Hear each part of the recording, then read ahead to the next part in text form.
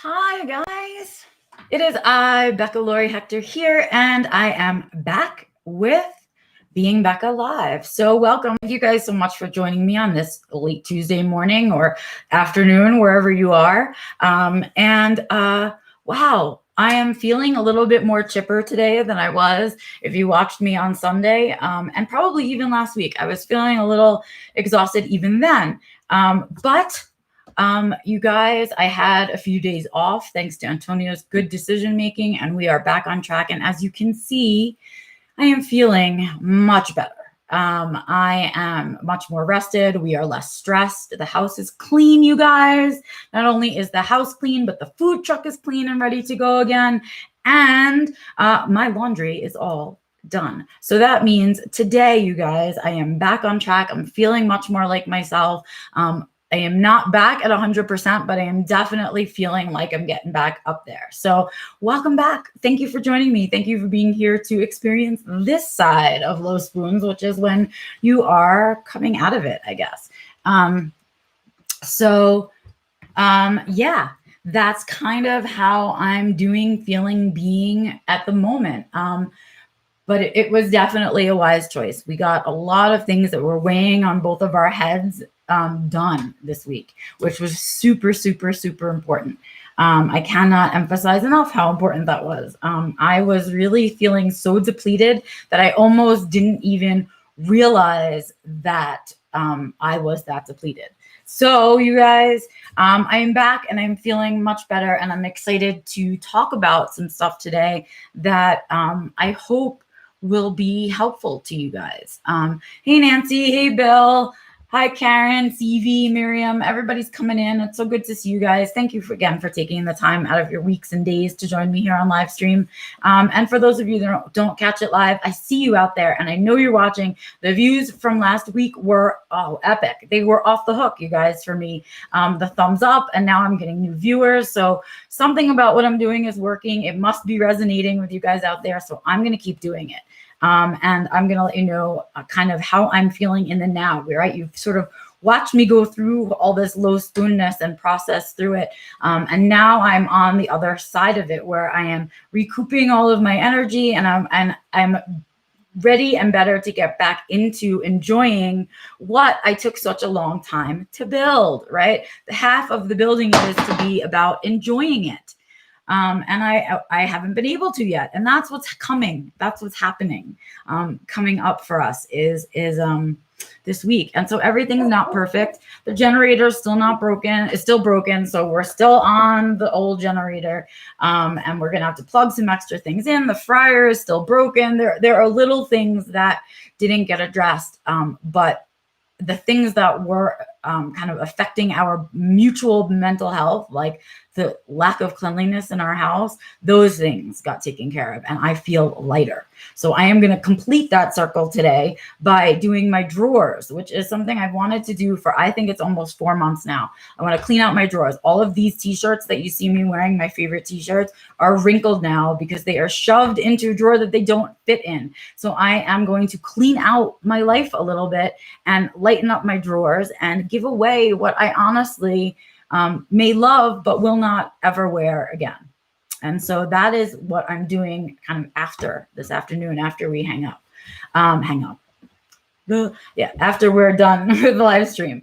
That's what I'm kind of going to do. I'm going to grab lunch, and then I'm going to tackle my drawers, because I know that will make me feel even more better, even more better, even betterer, even more better, whatever, however you're supposed to say it.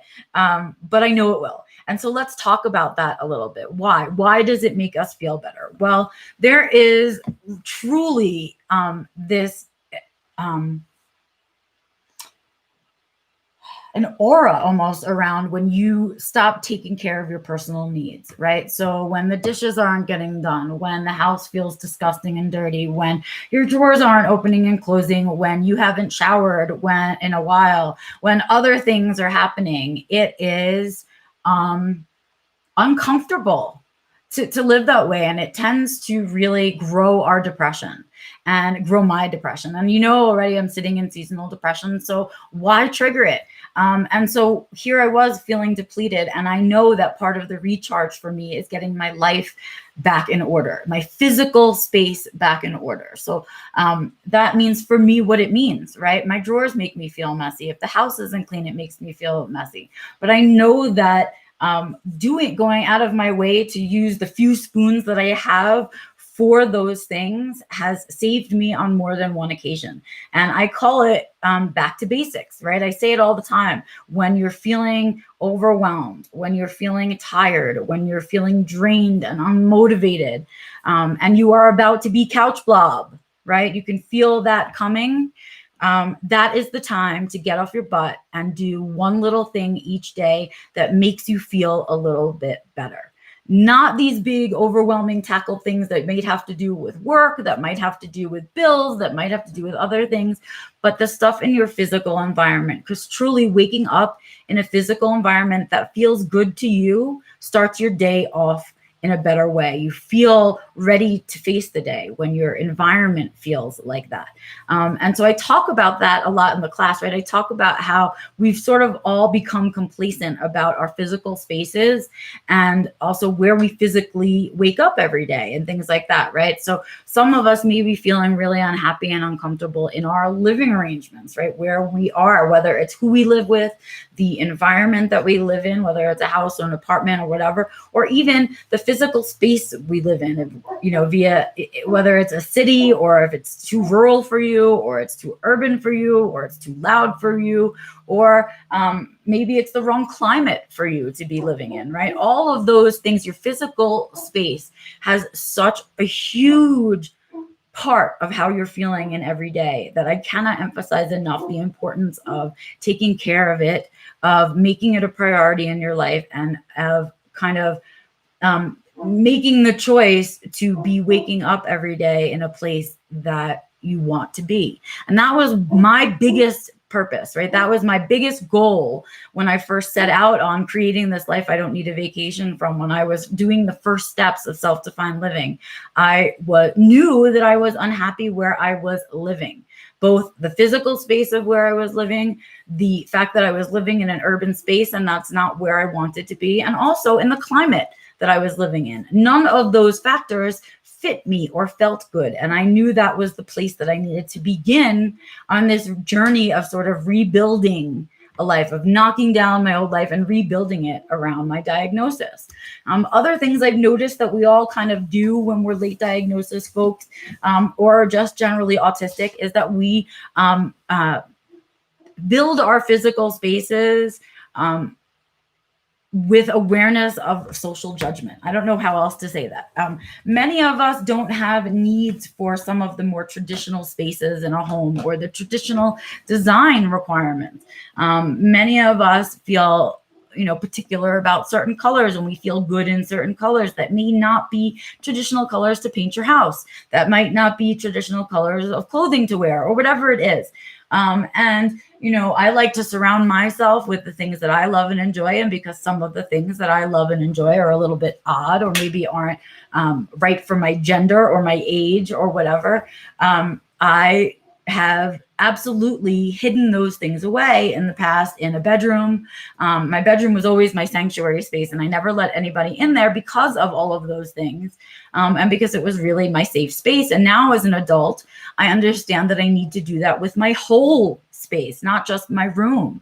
And for a long time, I was building the whole rest of the outside space to show people in some way that I was a competent member of society, that I was successful, that I knew how to be an adult. And then I would hide all the things that I really enjoyed in my bedroom, right? And that is not the way to be as an authentic autistic person, especially as an authentic autistic adult. You get to make your environment be exactly what you want it to be. So spend some time thinking about that. Are you happy with the way your room is, where your room is, who you're living with, where you're living, the climate you're living in, right? All of that stuff. And it's time to bring those things and the design and the way your environment looks and feels to you into your whole house, right? It is not, your house is for you, not for other people. So incorporating your true things and the things that bring you joy and pleasure into your life is so important. And stepping aside from the more traditional ways of designing your environment. I don't know how many of us are probably living in that discomfort. I lived in it for most of my life. And I want to say that it's not until we moved here to Colorado, it's been like 3 years ago, that I really have built an entire space, not just a bedroom, around the things that I enjoy and what feels good to me.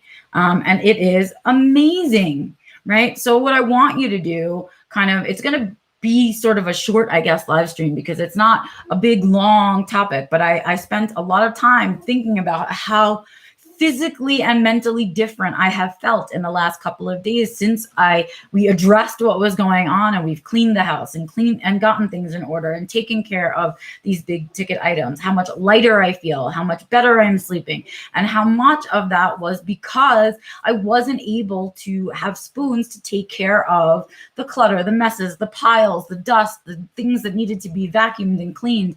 And I was feeling mentally and physically the worse for it. And so it needed to be dealt with first, because those are the basics. And I tell you all the time, when we're feeling down, stressed, overwhelmed, right? Back to basics. Do the things that you know you need to do to take care of yourself, and everything else can wait. And I finally got to that place, and I made everything else wait. And I feel so much better for it. And I know when I'm done and I deal with the drawers, and and that is the last thing on my checklist, I will be ready to tackle the world again. And even though I may still be physically low on spoons, these other aspects of living are recharging me and getting me ready to go back into the world. And so I cannot express to you how the changes that you take the time to make in your physical environment, and addressing the things and the changes that you need, how important that is.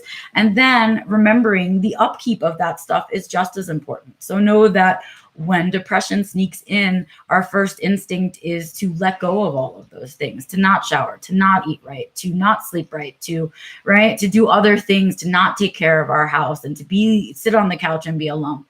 And the reason that kicks in is because depression can grow in that environment. It's creating an environment in which it can continue to grow. And we want the opposite. And so what we need to do is create the opposite of the environment in which depression and anxiety can grow. We need to have an environment that makes us feel good and safe and happy and positive. And if your space isn't feeling like that to you, it is time to change it. It is time to make that change, because it will lift weights off of you to make those physical changes. Our move here to Colorado has impacted my life in every single way. It has made me a better person because I feel better all the time. So know that that's how impactful environmental changes and environmental kind of management is so important for us. It is so important for our mental health because it makes such a huge difference, right? Huge. I'm going to catch up in chat so that I don't miss anything, right? Yes, embracing the toys, right? Traditional off-white walls are boring. Yes, they do make a good backdrop. You're right, Miriam, sometimes, but it tends to make us miserable. And so many people just want this plain beigey wall in their life. And that's the last thing I want, right? Joe has embraced your soft toys in your bed. Thank God, right? Let's bring them back. And Stevie, you're talking about, right, moving your couch where the dining room table was supposed to go. How happy are you? You love it, right? All of these little changes, right, are really making a difference in your daily lives. Nancy, yes, you do. You're going to have to make a move, right? You know that that's coming because you know you need it for your mental health, right? Karen loves her house, right? She did it for a reason. She spent money on it for a reason, not for other people to understand. I am so glad to see you guys telling me it's resonating, right? People say don't put your desk in your room and place to sleep, but it works for you. It does work for you, Miriam, and it used to work for me when I had a much smaller space and I didn't have space. I always kept my desk in my room because that's where all my stuff was. It's where all my thinking was done, right? I'm so glad, Nancy, that you're realizing that your environment is affecting you that way.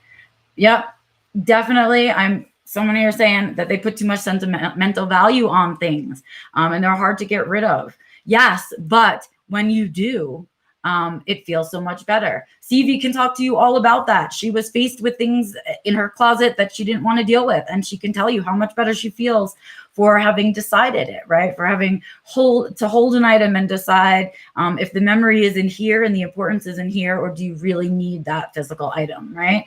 Really tough. But yes, creating your own physical sanctuary and mindfully maintaining it can be such a good vibe. Yes, Bill, you are on point. That is what I'm talking about, right? And as we're in a depression and we're feeling low spoons and as we're living that life, it's so hard to see and feel that maintaining your space is going to keep you in this healthy place, but it does. Okay, I promise you that it does, because look at me. I'm sitting here. I just went through it. I can tell you that I feel different, right?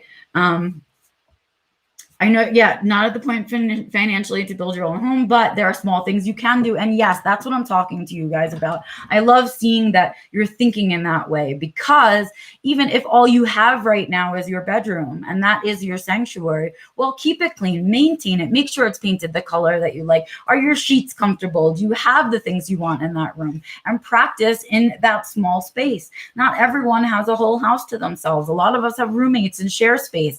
A lot of us live in apartments, right? But the space that you are creating and calling your own should always be making you feel better. If it is making you feel like crap, then it is time to move, to clean, to move furniture, to change things. Something can be moved. Something about it is making you uncomfortable, and that is in your control. That is something that you absolutely have control over, right? And so I felt like today was an important day to talk to you about how just that little bit, your personal space, how you design it, where you wake up, all of those things can really be part of, your bad mental health if you don't take care of it. And when you do take care of it, it becomes an essential part of your mental health. So I hope I've given you guys kind of something to think about, right? Yes, off-white is boring. Yes, tidying up with Marie Kondo. That is a great concept, right? Her concept is fantastic. Do it, right? Use it for those hard to let go of sentimental items. Because what we need to do is take out the stuff in our environment that is there without purpose and replace it with stuff that we love and that creates joy and all of that stuff with the same sense of purpose. With a sense of purpose, our rooms need to be created. So if you hate your blanket, if you don't like the color of your walls, if you're missing artwork, if you need new curtains, whatever it is that is in your life that is making it uncomfortable, please do those little things. You will see the impression that they make. And then by the time you get to the place where you can afford the home or you have more space, you will already know what are the things that are essential to your well-being and what things you don't really need. And don't let yourself be pressured, right, by the outside world, with their supposed to's, or where we have to have a dining room, or the blah, blah, blah. Those rules were made up by people who think they need rules. We don't need those rules. We have to create our own. We need spaces that work for us. So take some time this week, actually, you guys, and take a look at your space. Think about everything from your bedroom to your bathroom, to where you wake up, to your backyard, to your car, right? All of those spaces, do they feel good? Do they feel in alignment for you? Do they make sense to you? Do you need them, want them, right? Or can you do better? And then when you realize you can do better, you know what I'm going to say. When you know better, you do better, right? And so you can create a life that feels like you, and a home and an environment that feels truly like you. And that is what it's like to wake up in a comfortable space. So you guys, time to kind of say goodbye for now. I'm off to go ahead and eat lunch, and then I'm going to tackle my drawers. I hope you guys will take some time to do some self-care and take care of yourself. Make sure you're hydrated, peeing, eating, all of that stuff. And then tackle something in your life, right? Take a look at your environment and think about the small changes that you could be making. Even if it's just to clean out your drawers, or to do the dishes, or to run a laundry, whatever it is, do something, one step to make your environment feel a little bit more like you today.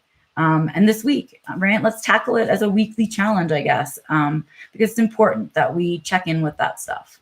All right, you guys, I am out of here. I'm going to see you on Sunday for Growing Gratitude, which is when we try to grow the gratitude in each other's lives and out in the world by sharing some gratitude. That'll be on Sunday. And then, of course, I'll be back next Tuesday with the next installment of Being Becca Live. I hope to see you guys then. And I will, of course, see you out there on the interweb. Have a really good one, you guys. I will see you on Sunday. Bye.